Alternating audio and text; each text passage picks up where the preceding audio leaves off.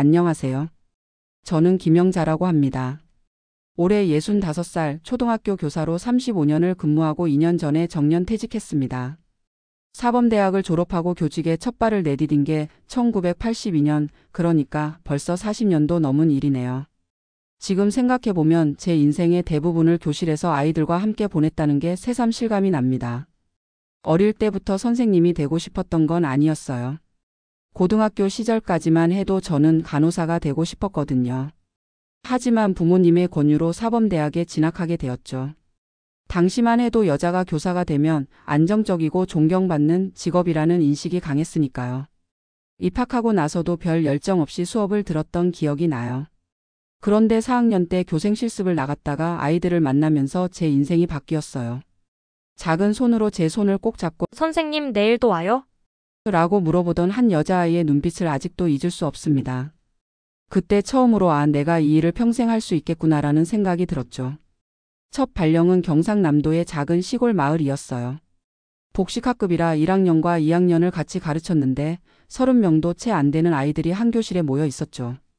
화장실도 재래식이었고 겨울에는 난방이 제대로 안 돼서 아이들과 함께 덜덜 떨며 수업했던 기억이 납니다. 하지만 그 시간들이 지금 생각하면 가장 순수하고 행복했던 것 같아요. 메추리를 키우고 텃밭을 가꾸고 봄이면 아이들과 들에 나가 민들레 홀씨를 불어 날리던 그 시절이 그립습니다. 10년 차 되던 해에 도시로 정근을 갔어요. 그때부터는 학급 인원수도 늘고 학부모들의 기대치도 높아져서 부담이 컸습니다. 특히 90년대 말, 2000년대 초반에는 사교육 열풍이 불면서 공교육에 대한 불신이 커지던 시기였죠. 우리 아이는 이미 선행학습으로 이거 다 배웠어요. 라는 말을 들을 때마다 속이 상했습니다. 그래도 저는 제 방식대로 아이들을 가르쳤어요. 지식보다는 배움의 즐거움을 알게 해주는 것, 그게 제 교육 철학이었으니까요. 20년 차쯤 되었을 때 교직에 회의가 들던 시기가 있었습니다. 행정 업무는 늘어가고 학부모 민원은 끊이지 않고 교권은 점점 약해지는 것 같았거든요. 그때 우연히 한 학부모로부터 편지를 받았어요. 제가 3년 전에 가르쳤던 아이의 엄마였는데 아이가 중학교에 진학한 후에도 저를 자주 언급한다면서 감사하다는 내용이었죠. 선생님 덕분에 우리 아이가 책을 좋아하게 되었어요. 그게 얼마나 큰 선물인지 모릅니다. 그 편지 한 통이 저를 다시 일으켜 세웠습니다. 30년 차가 되면서 저는 교감으로 승진했어요. 사실 별로 욕심이 없었는데 주변에서 자꾸 권하기도 했고 오랜 경험을 학교 운영에 활용해보고 싶다는 생각도 들었거든요. 교감이 되고 나니 일선에서 아이들을 가르치는 시간은 줄었지만 대신 학교 전체를 바라보는 시야가 넓어졌습니다. 젊은 선생님들을 지원하고 학교의 교육과정을 더 풍부하게 만들기 위해 노력했죠. 특히 저희 학교의 도서관을 새로 꾸미고 독서교육을 강화한 것이 가장 보람찼던 프로젝트였습니다. 퇴직을 3년 앞두고부터는 노후 준비에 관심을 갖기 시작했어요. 교육청에서 주최하는 퇴직 준비 세미나에도 참석하고 재테크 서적도 읽어보고 친한 동료들과 함께 노후에 대한 이야기를 나누곤 했죠. 35년간 꾸준히 월급을 모아온 덕에 퇴직금으로 1억 4,700만 원을 받을 수 있었고 교직원 연금으로 매월 180만 원이 나오니 남편의 공무원 연금 150만 원과 합치면 330만 원. 생활하기에 충분하다고 생각했습니다. 두 아이도 모두 결혼해서 독립했고요. 아들은 38살로 대기업에 다니고 있고 딸은 35살인데 작은 디자인 회사를 운영하고 있어요. 두 아이 모두 결혼할 때 각각 5천만 원씩 결혼 자금을 지원해줬는데 그래도 노후 자금은 충분히 남겨놓았다고 자부했습니다. 퇴직 직전에는 예금이 1억 2천만 원 정도 있었으니까요. 물론 그중 절반 가까이는 자녀들 결혼 자금으로 나갔지만 그래도 퇴직금을 합치면 2억 원이 넘는 금액이었으니 걱정이 없었죠. 퇴직 직전 마지막 학기는 정말 감회가 새로웠어요. 마지막으로 담임을 맡은 아이들이 특별히 예쁘게 느껴졌고 교무실에 매일 마시던 커피 한 잔, 복도를 오가며 듣던 아이들의 웃음소리까지 모든 것이 소중하게 다가왔습니다. 퇴임식 날 아이들이 준비한 깜짝 영상 편지를 보면서 참았던 눈물을 쏟아냈어요. 35년 동안 제가 가르친 아이들이 몇 명이나 될까요? 아마 1000명은 훌쩍 넘을 거예요. 그 아이들 모두 건강하고 행복하게 자라주었으면 하는 바람뿐이었습니다. 퇴직하고 나서 처음 6개월은 정말 꿈같은 시간이었어요. 평생 일만 하다가 갑자기 주어진 자유시간이 어찌나 달콤하던지. 남편과 함께 한 달 동안 유럽 여행을 다녀왔어요. 학생들에게 세계사를 가르치면서도 정작 저는 한 번도 유럽에 가보지 못했거든요. 로마의 콜로세움, 파리의 에펠탑, 바르셀로나의 사그라다 파밀리아. 교과서에서만 보던 것들을 직접 눈으로 보니 감동이 배가 되더라고요. 여행에서 돌아온 후에는 퇴직한 동료들과 함께 등산 모임을 시작했어요. 일주일에 2번 인근의 산을 오르내리면서 자연을 만끽했죠. 또 평소 관심 있었던 수채화도 배우기 시작했어요. 동네 문화센터에서 주 1번 수업을 듣는데 처음에는 정말 서툴렀지만 차츰 실력이 늘어가는 게 재미있었습니다. 무엇보다 손녀를 돌봐주는 시간이 가장 행복했어요. 딸아이가 아이를 낳고 직장에 복귀하면서 제가 주 3일 정도 손녀를 봐주기로 했거든요. 4살배기 손녀의 제잘거림을 들으며 그림책을 읽어주고 공원에 산책을 나가고 함께 간식을 만들어 먹는 소소한 일상이 너무나 소중했습니다. 교사로서 수많은 아이들을 가르쳤지만 내 손녀를 돌보는 기쁨은 또 다른 차원이었어요. 그런데 이런 행복한 그야말로 노후의 꿈처럼 여겼던 시간은 생각보다 오래가지 못했습니다. 퇴직 후 1년 6개월이 지났을 때 정기 건강검진에서 이상이 발견된 거예요. 처음에는 별거 아니라고 생각했어요. 평소 건강에 자신이 있었거든요. 35년 교직 생활 동안 병가를 낸 적이 손에 꼽을 정도였으니까요.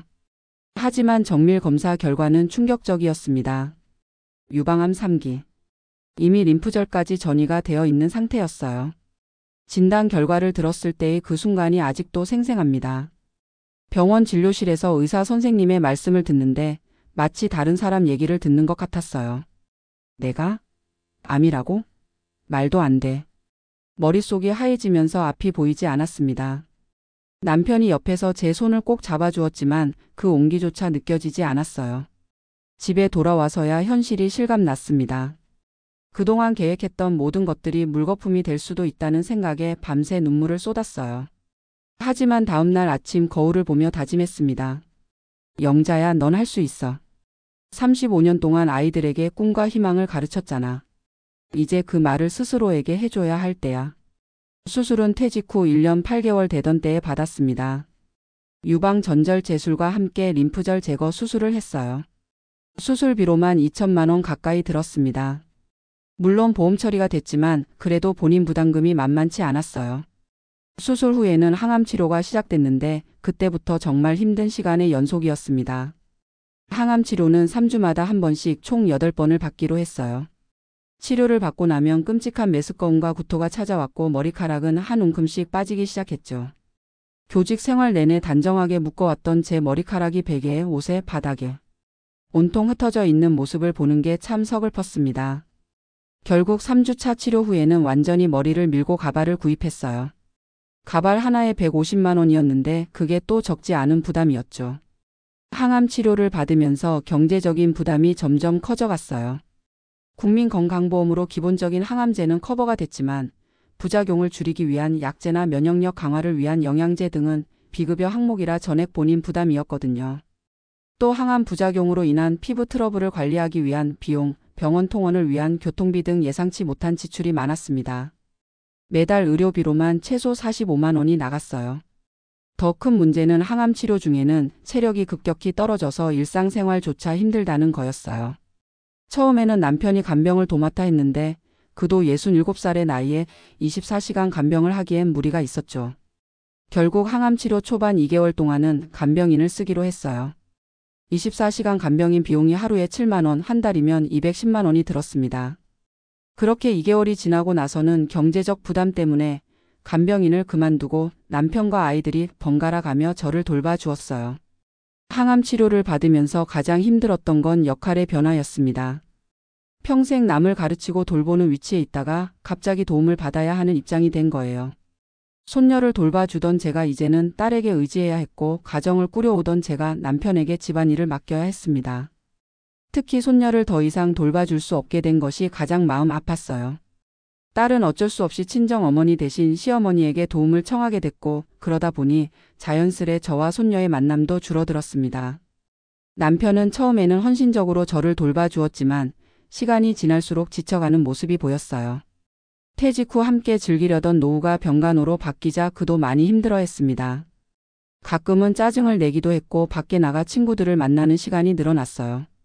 남편을 탓할 수는 없었습니다. 저도 제 자신이 짐스러웠으니까요. 그렇게 항암 치료 6개월 차에 접어들 무렵 예금 통장을 확인하고 큰 충격을 받았습니다. 퇴직 후 모아둔 7천만 원 중 4천만 원이 이미 소진된 거예요. 수술비, 항암 치료비, 간병인 비용 등으로 빠르게 돈이 나가고 있었습니다. 이대로 가다간 얼마 안가 통장 잔고가 바닥날 것 같았어요. 더 큰 문제는 항암 치료가 끝나고 나서도 5년 동안 추적 관찰과 호르몬 치료를 계속해야 한다는 거였습니다. 그 기간 동안 계속해서 의료비가 발생할 텐데 과연 우리 부부의 연금만으로 감당할 수 있을까 하는 불안감이 컸어요. 집을 팔까도 생각해봤지만 요즘 부동산 시장이 안 좋아서 제 값을 받기 어려울 것 같았고 무엇보다 그동안 살아온 집을 떠나고 싶지 않았습니다. 결국 어느 날 저녁 남편과 진지한 대화를 나눴어요. 여보, 우리 아이들한테 도움을 청해볼까? 제 입에서 이런 말이 나올 줄은 정말 몰랐습니다. 평생 경제적으로 자립해왔고 오히려 아이들을 도와주는 입장이었는데 말이죠. 남편도 처음에는 망설였지만 현실적인 대안이 없다는 걸 인정할 수밖에 없었어요. 다음 주말 아이들을 집으로 초대해서 제 상황을 솔직하게 털어놓았습니다. 의료비 부담으로 저축이 빠르게 줄어들고 있다는 것, 앞으로도 치료비가 계속 들 것이라는 것, 그래서 일시적으로라도 도움이 필요하다는 것을 말하면서 눈물이 자꾸 나왔어요. 평생 단 한 번도 손을 벌려본 적 없던 제가 자식들에게 도움을 청하는 상황이 너무나 비참하게 느껴졌거든요. 아들은 바로 엄마, 걱정 마세요. 제가 매달 도와드릴게요. 라고 했어요. 첫째치고 책임감이 강한 아이였죠. 매달 50만 원씩 보내주겠다고 했습니다. 딸은 조금 망설이는 듯 했어요. 작은 회사를 운영하다 보니 경제적으로 여유가 없었거든요. 하지만 그 아이도 엄마, 저도 매달 30만 원은 보낼 수 있을 것 같아요. 라고 말해 주었습니다. 아이들의 반응은 고마웠지만 한편으론 미안함과 자책감이 밀려왔어요. 내가 부모로서 자식들에게 짐이 되고 있다는 생각, 그들의 미래를 위해 모아둔 돈을 쓰게 한다는 생각에 가슴이 아팠습니다. 교사로서 수백 명의 아이들을 가르치며 그들의 미래를 준비시켰는데 정작 내 아이들의 미래에는 걸림돌이 되고 있다는 죄책감이 들었어요. 그렇게 아이들의 도움을 받기 시작한 지 한 달쯤 지났을 때 예상치 못한 일이 벌어졌습니다. 어느 날 아들 부부가 저희 집에 방문했는데 며느리의 표정이 어두워 보였어요. 나중에 알고 보니 아들 내외 사이에 저희를 돕는 문제로 갈등이 있었던 거예요. 며느리 입장에서는 신혼 초기에 자기 가정을 꾸려나가야 할 시기에 시부모를 경제적으로 지원하는 것이 부담스러웠던 모양이에요. 그날 이후로 아들과 며느리의 방문이 뜸해졌어요. 전화도 예전보다 덜 오고 손자를 데리고 오는 일도 줄었습니다. 어쩌면 당연한 일이었는지도 모르죠. 하지만 그런 변화를 느낄 때마다 가슴이 찢어지는 것 같았어요. 내가 아이들에게 손을 벌리는 순간 부모와 자식 간의 관계도 미묘하게 변한다는 걸 깨달았습니다. 추석 때 온 가족이 모였을 때의 일이에요. 식사 자리에서 손자가 엄마, 할머니는 왜 아프세요? 라고 물었는데 며느리가 할머니가 많이 아프셔서 우리가 도와드려야 해. 라고 대답했어요. 그 말을 들으면서 갑자기 목이 메었습니다. 할머니는 아픈 사람, 도움이 필요한 사람으로 규정되는 순간 뭔가 제 존재감이 축소되는 것 같았거든요. 교감 선생님으로 학교에서 존경받던 제가 이제는 아픈 할머니일 뿐이라니. 하지만 그런 어려운 시간 속에서도 작은 희망의 불씨를 발견했습니다. 항암 치료로 인한 부작용이 조금씩 줄어들면서 저는 무엇인가 할 수 있는 일을 찾기 시작했어요. 35년간의 교직 경험을 살려볼 수 있는 일이 뭐가 있을까 고민하다가 온라인 과외를 시작해 보기로 했습니다.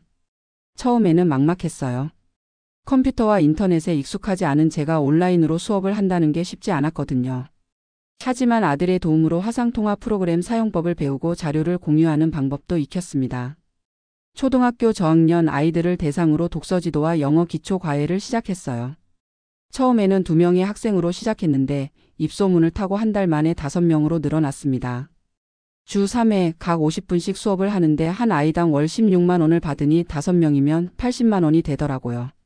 물론 교사 시절 급여에 비하면 적은 금액이지만 치료를 받으면서도 할 수 있는 일이라는 점이 좋았어요.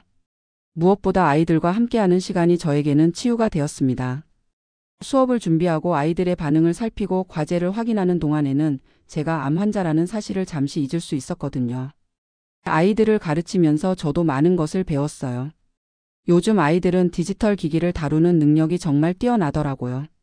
그들을 가르치기 위해 저도 새로운 기술을 익혀야 했고 그 과정에서 뇌가 활성화되는 느낌이었습니다. 의사 선생님도 저에게 정신적 활동을 지속하는 것이 치료에 도움이 된다고 하셨어요. 또 하나 큰 도움이 된 것은 암 환자 자조 모임이었습니다. 병원에서 운영하는 유방암 환자 모임에 참여하게 됐는데 그곳에서 같은 처지의 분들을 만나 이야기를 나누는 것이 큰 위로가 됐어요. 특히 저와 비슷한 연령대의 퇴직자들이 많았는데 그분들과 경제적 부담에 대한 고민을 나누고 해결책을 모색하는 과정이 도움이 됐습니다. 그곳에서 알게 된 정보 중 하나가 지역복지관에서 운영하는 암 환자 지원 프로그램이었어요. 월 소득이 일정 금액 이하인 암 환자들을 대상으로 의료비를 일부 지원해주는 프로그램이 있다는 걸 알게 됐습니다. 연금 소득을 기준으로 했을 때 저희 부부는 지원 대상이 될 수 있었어요. 신청 후 한 달 만에 승인이 나서 매달 30만 원씩 의료비를 지원받게 됐습니다. 그 덕분에 아이들에게 손 벌리는 부담을 조금이나마 줄일 수 있었어요. 또한 자조 모임을 통해 저와 비슷한 처지의 친구들이 생겼습니다. 퇴직 후 암 진단을 받은 58살의 은행원 출신 김 씨, 49살의 유방암 재발로 투병 중인 주부 박 씨 등 다양한 배경의 분들이 계셨어요.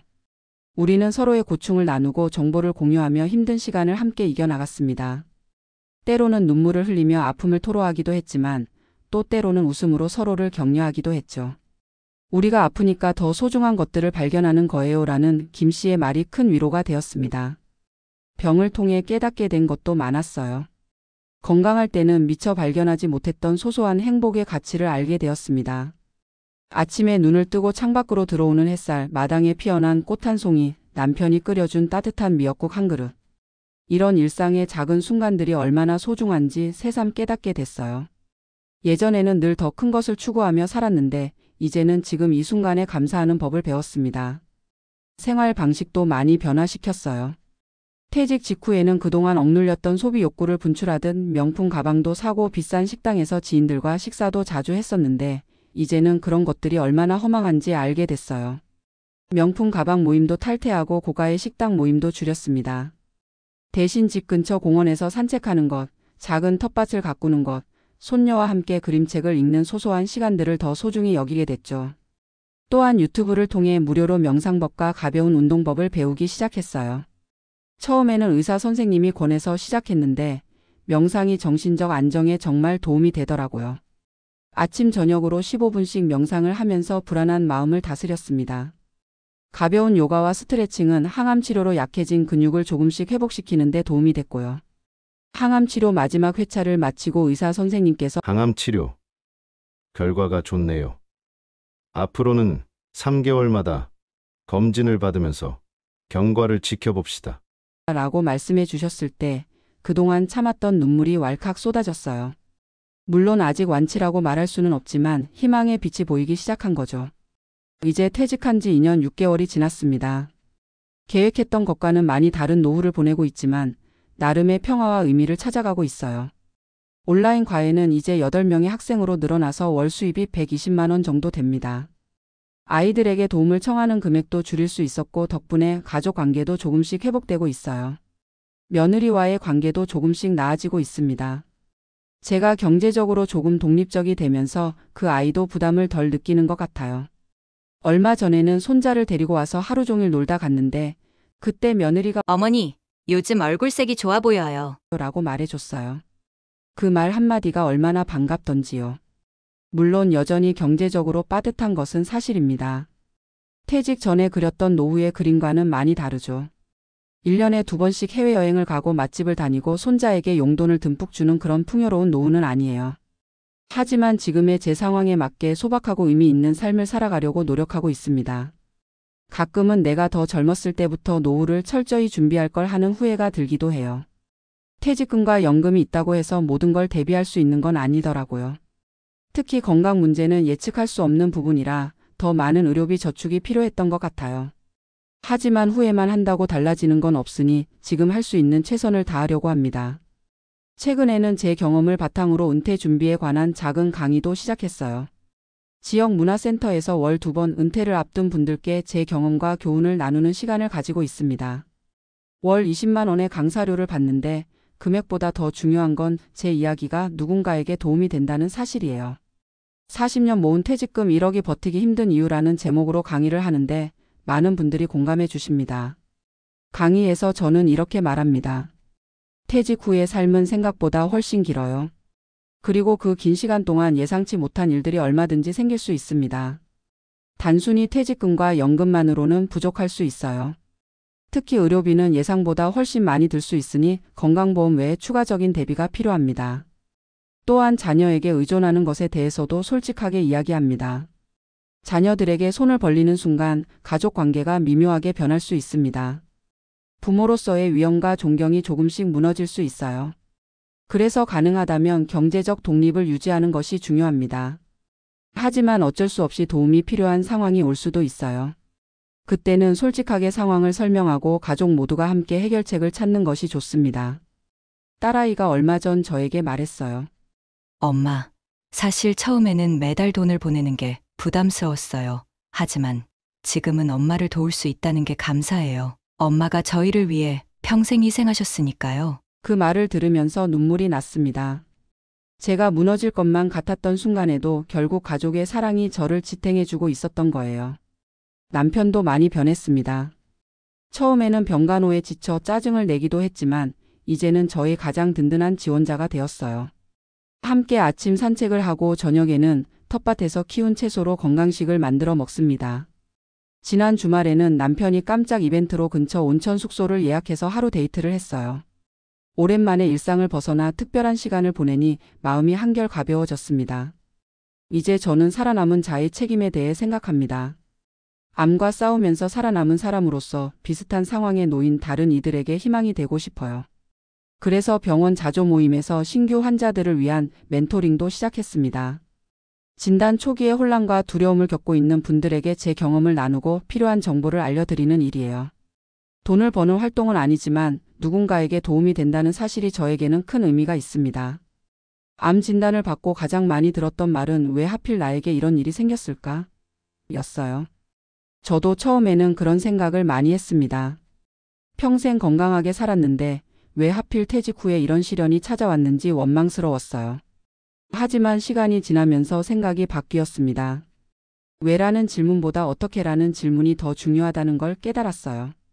왜 이런 일이 일어났는지 따지기보다 어떻게 이 상황을 헤쳐나갈 것인지에 집중하는 것이 더 건설적이라는 것을요. 퇴직 후의 삶, 그리고 갑작스러운 질병으로 인해 제 인생은 예상치 못한 방향으로 흘러갔습니다. 하지만 이런 굴곡 속에서도 새로운 의미와 가치를 발견하게 되었어요.